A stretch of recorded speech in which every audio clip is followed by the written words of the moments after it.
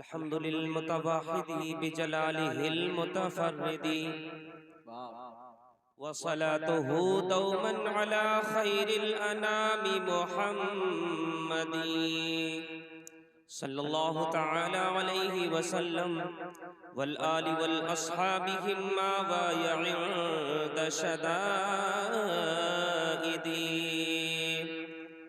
अम्मा बअद फ़अऊज़ु बिल्लाहि मिनश शैतानिर रजीम बिस्मिल्लाहिर रहमानिर रहीम अन्नबिय्यु OLA bill मुमिनीन मिन अनफुसिहिम आमन्तु बिल्लाहि सदक़ल्लाहुल अलिय्युल अज़ीम व बल्लगना रसूलुहुन नबिय्युल करीम व नहनु अला ज़ालिका लमिनश शाहिदीन वश्शाकिरीन वल्हम्दुलिल्लाहि रब्बिल आलमीन। इंतहाई मोहब्बत खुलूस व एहतराम के साथ बारगाही रिसालत इमाम सल्लल्लाहु तआला अलैहि वसल्लम में झूमकर बाबा से बुलंद दुरूद पाक पढ़ लें। अल्लाहुम्मा सल्लि अला सय्यिदिना मौलाना मुहम्मदिन व बारिक अल्लाहुम्मा सल्लि अला सय्यिदिना व मौलाना मुहम्मदिन बारिक व सल्लिम सल्लु अलैहि सलातो व सलामुन अलैहि सल्लल्लाहु तआला अलैहि वसल्लम। आज का ये शानदार जलसा दस्तारे बंदी के हवाले से मुनाकिद हुआ है। जामियातुल बनात फैज़ान फातिमा के हवाले से, जिसमें हम और आप शिरकत की सआदतें हासिल कर रहे हैं। यकीन जानिए यहाँ पर जितने भी लोग बैठे हैं, मैं सबको मुबारकबाद पेश करता हूँ, इसलिए कि उनका नाम सआदतमंदों में दर्ज है। महबूब की महफिल को महबूब सजाते हैं, आते हैं वही जिनको सरकार बुलाते। क्या बात है, सुभान अल्लाह। हुजूर गौसे आजम फरमाते हैं कि जब तक मैं ना चाहूँ मेरा कोई नाम ले नहीं सकता। जी सही बात। ये तो हुजूर गौसे आजम फरमाते हैं, फिर उनके नाना के बगैर मर्जी से उनकी महफिल में कौन आ सकता है? कोई नहीं आ सकता है। मुस्तफा चाहेंगे तभी वो उनकी महफिल में आ सकता है। आज जो नहीं आए हैं वो ये ना समझे कि हम मुस्तफा की महफिल में नहीं गए, बल्कि वो ये तसव्वुर करें कि हमारे अंदर ऐसी कौन सी खामी है कि हमें मुस्तफा ने अपनी महफिल में आने की इजाजत फरमाई। सही बात। वाह जी जी जी। उन्हें अपनी किस्मत को कोसना चाहिए, अपनी किस्मत को ठोकना चाहिए कि हम में कौन सी ऐसी खामी है कि हमें मुस्तफा जाने रहमत ने अपनी महफिल से महरूम फरमा दिया। जी जी जी। वो अपनी किस्मत पर कोसे, रात भर कोसे और आगे के लिए अल्लाह से तौफीक की दुआ मांगे। जी जी। अल्लाह की सरताबा कदम शान है ये, इंसान नहीं इंसान वो इंसान है ये। कुरान तो ईमान बताता है इन्हें, ईमान ये कहता है मेरी जान है ये। बिला तमहीद मैं अपनी गुफ्तगू शुरू करूं, इसलिए कि मिंबरे रसूल पर अभी कसीर तादाद में उलमाए किराम शोराए इज़ाम मौजूद है, जी जी, जिनमें से हर एक का ख्याल यही है, मेरा भी यही था कि मेरा नंबर आ जाए। मैं तो यही सोच रहा हूं कि जैसे मेरा ख्याल था वैसे ही सबका ख्याल होगा, तो मैं सबका ख्याल रखते हुए बिला तमहीद अपनी गुफ्तगू शुरू करूं। कुरान मुक़द्दस की एक बड़ी मशहूर और मारूफ आयत करीमा के एक जुज़्व को मैंने तिलावत करने का शरफ हासिल किया, जिसमें अल्लाह फरमाता है अन्नबिय्यु औला बिल मुमिनीन मिन अनफुसिहिम। नबी मुसलमानों की, मोमिनों की, ईमान वालों की जानों से भी ज्यादा करीब। मेरे आका सल्लल्लाहु ताला अलैहि वसल्लम अपने गुलामों की जानों से ज्यादा करीब हैं। सरकार अपने वफादारों की जानों से ज्यादा करीब है। मुस्तफ़ा जाने रहमत अपने जानिसारों की जानों से ज्यादा करीब है, अपने दीवानों की जानों से ज्यादा करीब है। हम खुद नहीं जानते कि हमारी जान हमारे कितना करीब है। आप अंदाजा लगाएं, उससे भी ज्यादा करीब हमारे आका हमारे करीब है। सुनिए, हजरत उमर रज़ी अल्लाह ताला अन्हु फारूक आज़म अपने घर आते हैं, चेहरे पर अजीब से तासुरात हैं। अपने बेटे हजरत अब्दुल्ला की तरफ मुखातब होते हुए इरशाद फरमाते हैं, अब्दुल्ला जी अब्बू जान, अपनी बीवी को तलाक दे दे। हुक्म बाप का अब्दुल्ला को हो गया, उमर का हुक्म अपनी बीवी को तलाक दे दो।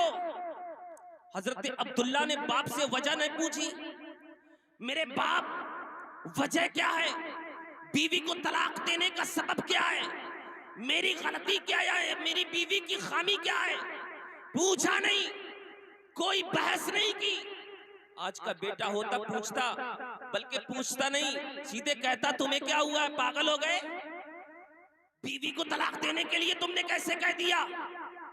लेकिन लायक बेटा, लायक बाप का लायक बेटा मुस्तफा जाने रहमत की बारगाह में, सरकार की बारगाह में पहुंचकर रो रो कर गिरियाज़ारी करने लगे, या रसूल अल्लाह, एक अरीज़ा आपकी बारगाह में लेकर आया हूँ। मेरे आका ने इरशाद फरमाया, ए अब्दुल्ला रोने का सबब क्या है, रोने की वजह क्या है, अपना अरीज़ा पेश करो। हजरत अब्दुल्ला बिन उमर रज़ियल्लाहु ताला अन्हुमा ने अपना अरीज़ा पेश करते हुए अर्ज की, या रसूल अल्लाह, अभी अभी मैं अपने घर में बड़े खुश और अच्छे मूड में बैठा हुआ था, बहुत ही अच्छा मेरा मिजाज था, बड़े ही अच्छे अखलाक के साथ मैं बैठा हुआ था कि हजरत उमर की घर में आमद होती है और आते ही इरशाद फरमा देते हैं कि अपनी बीवी को तलाक दे दो। मेरे आका ने हजरत अब्दुल्ला की बात को बगौर सुना और इरशाद फरमाया, ए अब्दुल्ला ये बताओ, तुम्हारे बाप ने तुम्हें अपनी बीवी को तलाक देने का हुक्म जो फरमाया, ये बताओ क्या तुम्हारी बीवी नमाज नहीं पढ़ती। पहला सवाल, क्या तुम्हारी बीवी नमाज नहीं पढ़ती। या रसूल अल्लाह, मेरी बीवी नमाज पढ़ती है। क्या तुम्हारी बीवी फरमाबरदारी नहीं करती। या रसूल अल्लाह, मेरी हर बात मानती है। क्या तुम्हारी बीवी वक्त पर सारे कामों को अंजाम नहीं देती।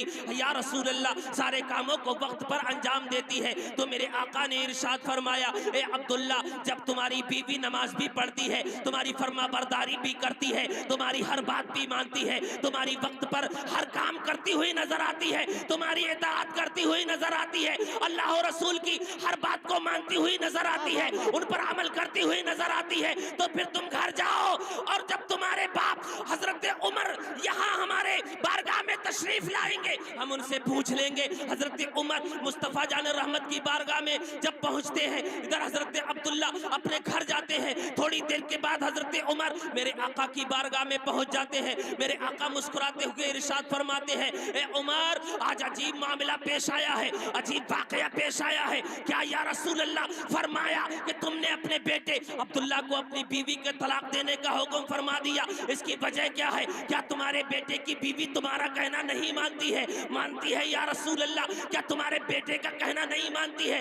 हाँ मानती है या रसूल अल्लाह। क्या नमाजें नहीं पढ़ती है। पढ़ती है या रसूल अल्लाह। फिर तुमने अपने बेटे को उसकी बीवी को तलाक देने का हुक्म क्यों फरमा दिया। सुनिए हजरत उमर का जवाब सुनिए। हजरत उमर अर्ज करते हैं, या रसूल अल्लाह, मेरी बेटे की बीवी सारे काम वक्त पर अंजाम देती है, नमाज वक्त पर पढ़ती है, हर काम वक्त पर करती है, अपने शौहर की खूब इताअत भी करती हुई नजर आती है, लेकिन या रसूल अल्लाह, तलाक देने के जो मैंने हुक्म फरमाया है उसकी वजह यह है, उसका सबब यह है कि मैं देख रहा हूँ कुछ दिनों से, जब से मैंने अपने बेटे का निकाह किया है, जब से मैंने अपने बेटे का अक्द किया है, जब नक्द से पहले, निकाह से पहले मेरा बेटा अब्दुल्ला आपकी बारगाह में अक्सर और बेशतर हाजिर रहता था। आपकी बारगाह में सुबह को हाजिर होता था, शाम को हाजिर होता था, हर वक्त कई बार, रोजाना कई बार आपकी बारगाह में हाजिर होता था। लेकिन निकाह के बाद मैं देख रहा हूँ कि आपकी बारगाह में उसने आना कम कर दिया है। कभी आता रोजाना है, लेकिन पहले के बनिस्बत कम आने लगा है।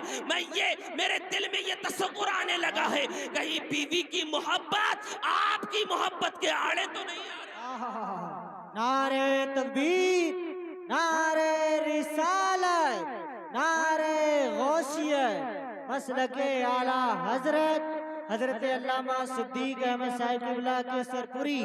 वाह वाह वाह। आपकी मोहब्बत में कहीं खलल वाक़े तो नहीं हो रहा है, बस इसलिए या रसूल अल्लाह तलाक का हुक्म फरमा दिया। आप देखिए, मोहब्बत हो अपने नबी से तो ऐसे हो, मोहब्बत हो तो मुस्तफा की मोहब्बत पर समझौते नहीं होते। नबी की दिल में मोहब्बत होती है तो दुश्मनों से समझौते नहीं, बागियों से समझौते नहीं, हासिदों से समझौते नहीं, गुस्ताखों से समझौते नहीं, सहाबा के दुश्मनों से समझौते नहीं। अहले सुन्नत वल जमात ने न कल किसी से समझौता किया था, न आज किसी से समझौता कर सकते हैं, न कयामत तक कभी किसी से समझौता हम कर सकते हैं। ये पैगाम आज का पैगाम नहीं, ये पैगाम तो 1300 साल पहले हजरत इमाम आजम अबू हनीफा ने हमको दिया है। क्या पैगाम दिया है, आओ सुनो।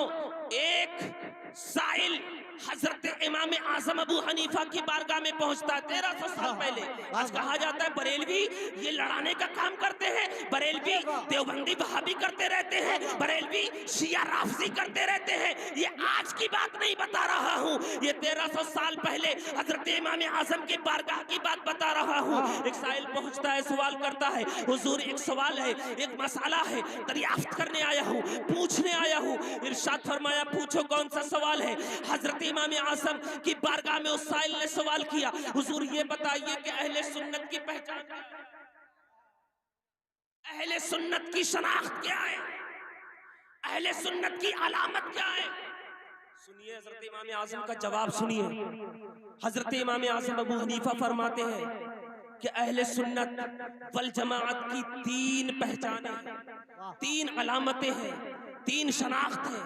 फरमाया पहली, हजरत अबू बकर सिद्दीक और हजरत उमर को नबियों के बाद सबसे अफजल और आला समझो। सुभान अल्लाह, सुभान अल्लाह, सुभान अल्लाह। सबसे अफजल हजरत अबू बकर और उमर को मानो। दूसरी अलामत और पहचान ये है, हजरत उस्मान और हजरत अली से मोहब्बत करो। सुभान अल्लाह। और तीसरी पहचान, मौजों पर मसाह को जायज समझो। ये 3 पहचाने बताए। सुभान अल्लाह जी, ये 3 पहचाने बताए, 3 अलामतें। अब हजरत अबू बकर सिद्दीक, हजरत उमर फारूक आजम नबियों के बाद तमाम उम्मत में अफजल आला। यहाँ पर कोई एतराज, क्योंकि जमाना एतराज का है और ये आज एतराज का जमाना नहीं है, ये हर दौर में एतराज का जमाना रहा है। हर दौर में एतराज करने वाले मौजूद रहे हैं। आज भी इस मसले पर कोई एतराज कर सकता है कि ये कैसे कह दिया हजरत अबू बकर सिद्दीक अफजल आला है। अरे हजरत अबू बकर सिद्दीक अगर अफजल आला होते तो ताकत में भी अफजल आला होते, इल्म में भी अफजल आला होते। कोई सवाल कर सकता है तो कह सकता है, दलील ये दे सकता है कि ताकत में अली अफजल आला है, इसलिए कि बाबे खैबर का दरवाजा, कि खैबर का दरवाजा हजरत अली ने उखाड़ा था तो ताकत में अली सबसे अफजल आला हो गए। कोई कह सकता है। दूसरी दलील इल्म पर यह दे सकता है, अना मदीनतुल इल्म व अली बाबुहा। आका ने फरमाया मैं इल्म का शहर हूं, अली उसका दरवाजा है, तो अली इल्म में अफजल आला है। अब इन 2 एतराज का जवाब देकर मैं अपनी नशिस्त ले लूंगा। अब ये 2 एतराज किसी ने कायम कर दिए। अब जवाब हम आला हजरत से नहीं लेंगे, इसलिए कि आला हजरत का जवाब मानेगा नहीं, तस्लीम नहीं करेगा। हम आला हजरत से जवाब नहीं लेंगे, मुफ्ती आजम से जवाब नहीं लेंगे, गौसे आजम से भी जवाब नहीं लेंगे। हाँ, हम इमाम आजम से भी जवाब नहीं लेंगे। आओ उसी की बारगाह से जवाब लेते हैं जिसकी ये भी मान ले, यानी हजरत अली की बारगाह से ही जवाब ले ले। वाह वाह वाह वाह वाह, क्या बात है, जिंदाबाद। अली की बारगाह से ही इसका जवाब ले लेते हैं। अली, आप हमें इन एतराजात के जवाब इनायत फरमा दीजिए। हुजूर आपकी बारगाह में हाजिर है। हजरत अबू बकर सिद्दीक को हम अफजल आला तसव्वुर करते हैं, मानते हैं, यकीन रखते हैं, हमारा अकीदा है। लेकिन दलील कायम कर दी गई है कि तो ताकत में भी अबू बकर उमर आला होना चाहिए। दलील ये दी गई कि खैबर का दरवाजा हजरत अली ने उखाड़ कर फेंक दिया तो ताकत में आप अफजल आला हो गए। तो अली फरमाते हैं जब मेरी बारगाह में आ ही गए हो, आलम तसव्वुर में फरमाते हैं जब मेरी बारगाह में आ ही गए हो तो सुनो, याद करो वो बद्र का मैदान, बद्र का मैदान जहां 1000 कुफ्फार और मुशरिकीन अपनी पूरी ताकत के साथ आए थे। किस लिए? इस्लाम को मिटाने के लिए, बानी इस्लाम को मिटाने के लिए। इधर 313 की तादाद थी, जंग होने लगी थी और जंग में निशाना हम सब का निशाना यानी 313 का निशाना कुफ्फार और मुशरिकीन थे। किसी का निशाना अबू जहल था, किसी का निशाना उतबा था, किसी का निशाना शेबा था, किसी का निशाना कोई काफिर था, किसी का निशाना कोई काफिर था। हमारा निशाने पर हर एक काफिर था, लेकिन हर काफिर के निशाने पर हम नहीं थे, बल्कि मुस्तफा जान रहमत की जात थी। हर काफिर के निशाने पर मुस्तफा जान रहमत की जात थी कि बानी इस्लाम को मिटा दो, मुस्तफा जान रहमत को मार दो। यही निशाना था हर काफिर का, हर मुशरिक का। अब उस वक्त बड़ा नाजुक मरहला आ गया था, नाजुक मरहला ये आ गया था कि हर काफिर की तीर, हर काफिर का तीर मुस्तफा, हर काफिर का तीर मुस्तफा की तरफ उठ रहा है, हर काफिर की बर्छी मुस्तफा की तरफ उठ रही है, हर काफिर का निशाना मुस्तफा की तरफ है। अब हिफाजत की जो जिम्मेदारी मुस्तफा की आई थी, बड़ा नाजुक मरहला था। हमने तय किया, आपस में जल्दी से मशवरा किया कि हुजूर की हिफाजत इस वक्त बहुत जरूरी है। इनकी हिफाजत का जिम्मा कौन लेता है? 313 सहाबा में उस वक्त किसी ने हुजूर की हिफाजत का जिम्मा नहीं उठाया था। उस वक्त भी कोई उठाने वाला हुजूर की हिफाजत का जिम्मा था तो वो अबू बकर सिद्दीक की जाते पाक थी। वाह वाह वाह वाह वाह, नारे तकबीर, नारे रिसालत, नारे गौसियत, मसलके आला हजरत, मदरसा जामियतुल फातिमा। ये अली का जवाब है। तो ताकत में हजरत अबू बकर सिद्दीक बड़े हो गए। हजरत अबू बकर सिद्दीक अली से ताकत में भी बड़े हैं। अब बात इल्म की कर लेते हैं, दो एतराज़ात। इल्म की बात कर लेते हैं। इल्म कहते हैं जानने को,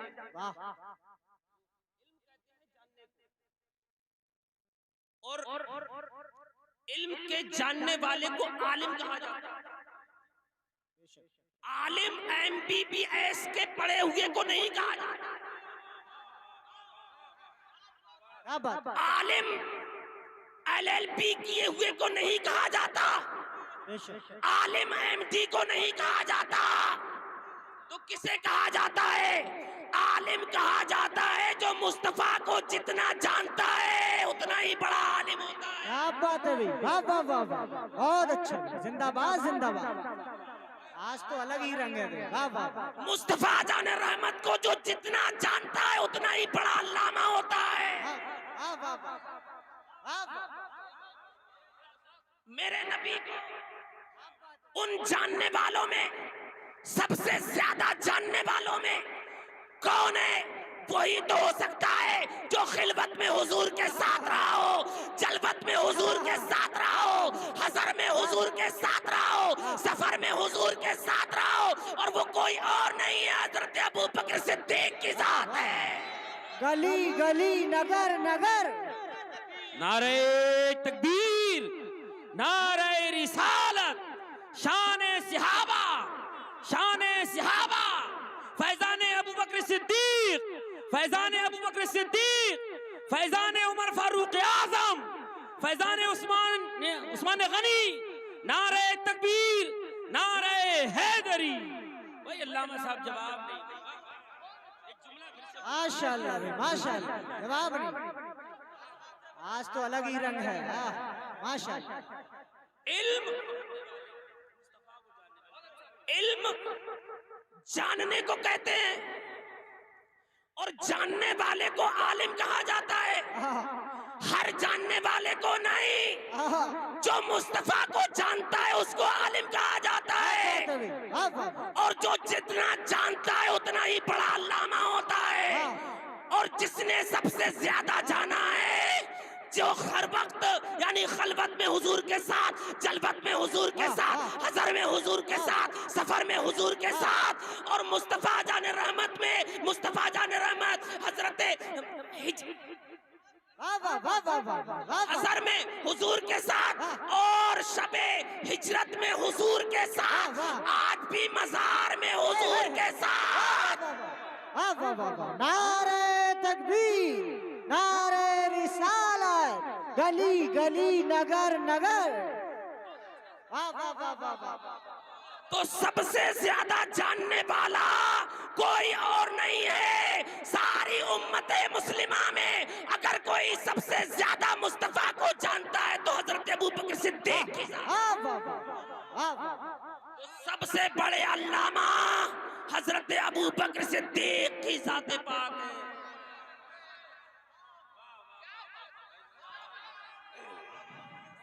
अल्लाह या रसूल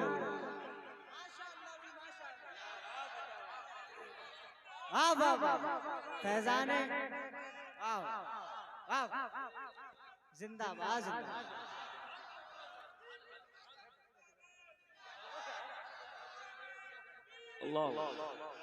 अब मैं आखिरी बात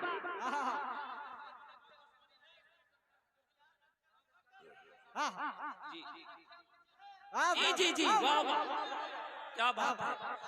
तो अबू बकर उमर से जो बगावत रखता है वो अपने अंजाम के लिए तैयार हो जाए, इसलिए कि हजरत अबू बकर सिद्दीक के गुस्ताख के लिए जन्नत नहीं है बल्कि जहन्नम है। बेशक बेशक। आज सहाबा की शान में बड़ी आसानी के साथ आखिरी बात करके मैं बैठ लेता हूं। आखिरी बात, सहाबा में क्या हजरत अमीर मुआविया को नहीं जी? अरे हजरत अमीर मुआविया तो वो सहाबी हैं। अगर हजरत अमीर मुआविया को हटा दिया जाए तो तुम कुरान पढ़ने के काबिल नहीं हो। क्या बात है। हजरत अमीर मुआविया की वो जात है, 14 सहाबाए किराम जो वही मुस्तफा को लिखने पर मामूर थे, उन्हीं 14 सहाबा में हजरत अमीर मुआविया का नाम भी आता है। जिंदाबाद जिंदाबाद, जवाब नहीं है जिंदाबाद। जहन्नमी कहा जाता अमीर मुआविया, जहन्नमी माअज़ल्लाह रब्बिल आलमीन। सुनो, अगर हजरत अमीर मुआविया जहन्नमी है माअज़ल्लाह रब्बिल आलमीन, तो उनसे खिताब है मेरा कि सूरह बकरा की तिलावत छोड़ दे, सूरह निसा की तिलावत छोड़ दे, सूरह आले इमरान को पढ़ना छोड़ दे, सूरह रहमान को पढ़ना छोड़ दे, सूरह यासीन को पढ़ना छोड़ दे, सूरह मुज़म्मिल को पढ़ना छोड़ दे, सूरह मुद्दस्सिर को पढ़ना छोड़ दे, सूरह फील को पढ़ना छोड़ दे, सूरह इलाफ को पढ़ना छोड़ दे, सूरह माऊन को पढ़ना छोड़ दे, सूरह कौसर को पढ़ना छोड़ दे, सूरह काफिरून की तिलावत छोड़ दे, सूरह नस्र की तिलावत छोड़ दे, सूरह लहब की तिलावत छोड़ दे, सूरह इखलास पढ़ना छोड़ दे, सूरह फलक पढ़ना छोड़ दे, सूरह नास पढ़ना छोड़ दे। इसलिए कि हजरत अमीर मुआविया ने कुरान की आयतों को लिखा है, न जाने कौन सी सूरत को हजरत अमीर क्या बात है भाई, क्या जुमला है भाई। वाह वाह वाह वाह, जवाब नहीं है। जिंदाबाद जिंदाबाद। क्या पता कौन सी सूरत हजरत अमीर मुआविया ने लिखी है, क्या पता सूरह बकरा हजरत अमीर मुआविया ने लिखी हो, क्या पता सूरह निसा हजरत अमीर मुआविया ने लिखी हो, क्या पता सूरह आले इमरान हजरत अमीर मुआविया ने मकतूब की हो, क्या पता कौन सी सूरत हजरत अमीर मुआविया ने लिखी है। तो जहन्नमी कहने वालों, या तो अमीर मुआविया को जहन्नमी कहना छोड़ो या फिर कुरान को पढ़ना छोड़ो। नारे तकबीर, नारे रिसालत, नारे गौसियत, फैजाने अमीरे मुआविया, शाने अमीरे मुआविया, अजमते अमीरे मुआविया, मदरसा जामिअतुल बनात फैजाने फातिमा। हजरत इमाम आजम ने फरमाया कि 3 पहचान है अहले सुन्नत वल जमाअत की बस आखिरी बात, वो तीन पहचान, पहली पहचान हजरत अबू बकर सिद्दीक को अफजल आला मानो, दूसरी पहचान हजरत उस्मान और हजरत अली से मोहब्बत करो, तीसरी पहचान मौजू पर मसा को जायज समझो। तो हम इन तीनों बातों पर मजबूती के साथ कायम रहेंगे जब तक अल्लाह जिंदा रखे, हमें इसी के साथ जिंदा रखे, और जब हमें मौत आए इसी के साथ मौत आ जाए। अस्तगफिरुल्लाह रब्बी मिन कुल्लि ज़ंबि व अतूबु इलैह। कलमे पाक पढ़ लीजिए, ला इलाहा इल्लल्लाह मुहम्मदुर रसूलुल्लाह सल्लल्लाहु तआला अलैहि वसल्लम। व आखिर दावाना अनिल हम्दुलिल्लाहि रब्बिल आलमीन। अस्सलामु अलैकुम।